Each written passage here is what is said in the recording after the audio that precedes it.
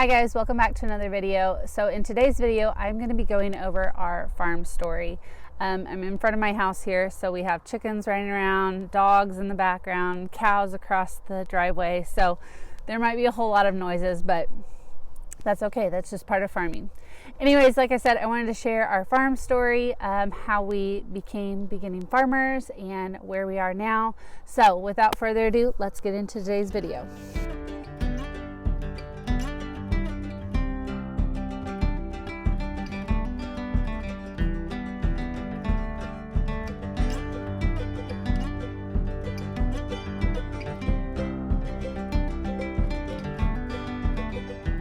Okay, so like I said, we are beginning farmers. I would classify us beginning farmers for a lot longer, but we have been farming for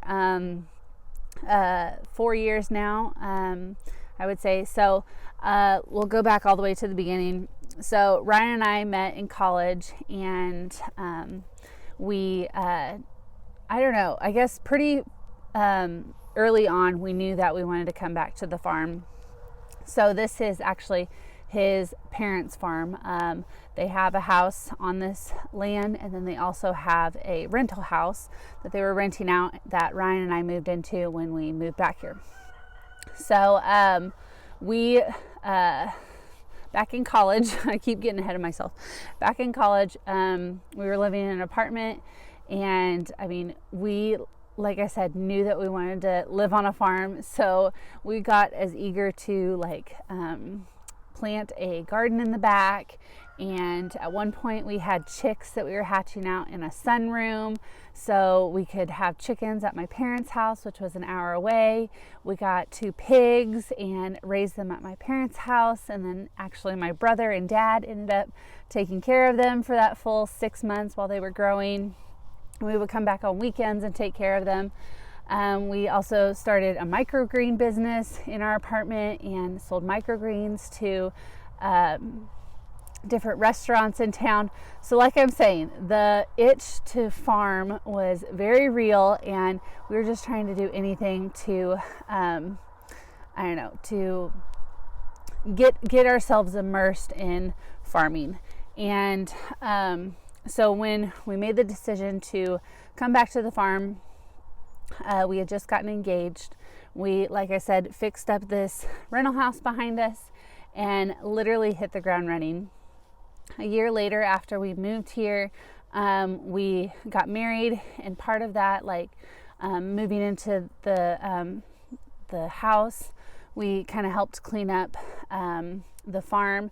So Ryan's parents had been running cattle on this farm, but it was just kind of in maintenance mode, to be honest. And I don't know, there wasn't a whole lot of management. It wasn't a whole, not everybody had tags in their ears for the cows, and fences were falling apart and stuff.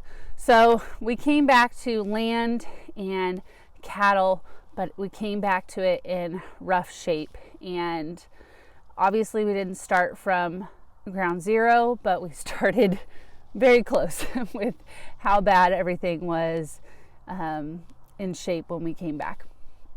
So Ryan did a lot to work on the fencing, slowly but surely, and we slowly worked on the cow herd.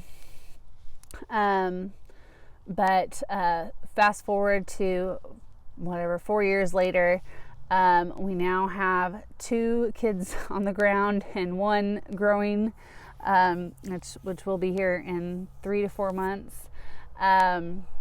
And yeah, it's just been a wild ride from moving here, getting married, and then wanting to start a family and wanting to start our farm. I don't know, we definitely didn't do it the easy way, to be honest.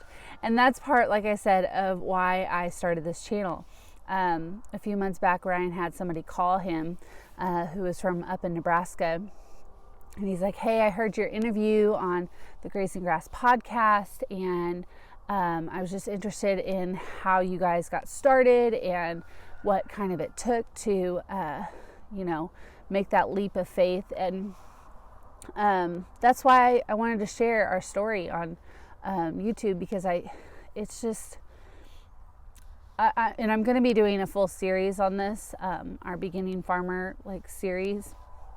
So I'll leave a link in the description box below of the playlist. But if you aren't already subscribed, that way you don't miss out on any of it. It'll be coming dispersed in other sheep content and other things. But definitely look for those videos, because I'm going to be sharing some other tips and tricks on what we've done to kind of manage it all. But yeah, we didn't do it the easy way. And having young kids and trying to start a farm, not have an established farm, is a handful, let's be honest. And it's taken a lot of hard work to get to where we are right now. And let me just say, we are not a profitable farm yet. We just bought sheep this last summer, and our cow herd is still not we are profitable, but not at a sustainable way. So we have a lot of work to do. But back to the guy that called Ryan from Nebraska. He was just kind of asking, so what, I'm thinking about doing this. You've done it, right? What does it take? And Ryan was honest with it. You don't want to sugarcoat it. It's hard. It's Ryan gave up a full-time job to go part-time so he could have more time out here on the farm. And obviously that was a huge cut in income. I was doing daycare in town, and just last year I decided to stop doing that because I had other passions that I wanted to do, plus our family was growing and it just didn't make sense. So we have been, in Dave Ramsey's words, living like no one else. So eventually we can live like no one else. And part of the series I'm going to be just talking about frugal living and frugal living with young kids, tips on having young kids and trying to do day-to-day tasks of running a farm, because it's not easy. It's not easy, folks. Now, I say it's not easy, but that's part of why I started this channel, because it's so fulfilling. To see William in the mornings be so excited to get on his boots so he can go out and do chores, and then just be running around the farm. Or a few months ago we took him out, and Ryan and I were cutting some trees, and he was a safe distance away, but he was just climbing on the logs of the trees, having a blast. And so for all the hard that we've gone through and we're going to go through still to make our farm profitable, I just want to inspire other people that it's 100% worth it. And living like no one else right now, society says all these different things. Society would tell me that I shouldn't be having all these babies, that I need to go get a full-time job, that I don't know, Ryan and I are crazy for having the amount of income that we have and still wanting to have more kids, or I don't know. It's just, there's a lot to it. And so I hope that you guys feel inspired to stay tuned for more episodes on our channel. If this really resonated with you, please leave a comment below and share your story. I'd really like to grow a community here that supports one another through the hard times or through the celebrations that we have. That's one thing that Ryan and I don't do well enough, and we need to work on celebrating those small victories of selling calves or buying sheep. We often get caught up in our 5-year plan or whatever, our big dreams, or just even, oh my goodness, all the fencing that needs done before we can put the sheep out to pasture this spring, or all the trees that need cut so we have more grass to graze. We often forget about the little victories that we have on the farm, and then with that, also the little blessings that we have with just seeing our kids run around on the farm playing and being able to experience the animals and stuff. So I'll quit talking. I just wanted to share where we are right now with our farm journey. I hope that all made sense. I think it did. I didn't follow any of my notes. I just kind of went off script. But make sure you guys are subscribed so you can see all of that content coming up in 2022.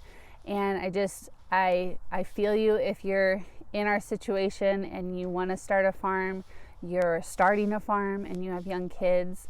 Don't let anybody tell you that you're crazy, even though you are a little bit, which that's a good thing. You got to have a little crazy side to jump all in and go for your dreams, because you only get one life. And people say that all the time, but like really you only do. So, another thing is just I'm all about trying to inspire people to get that 1% better every day. Like, instead of focusing on the 5-year goal, this year I'm going to start focusing on just being 1% better every day at one goal for the year.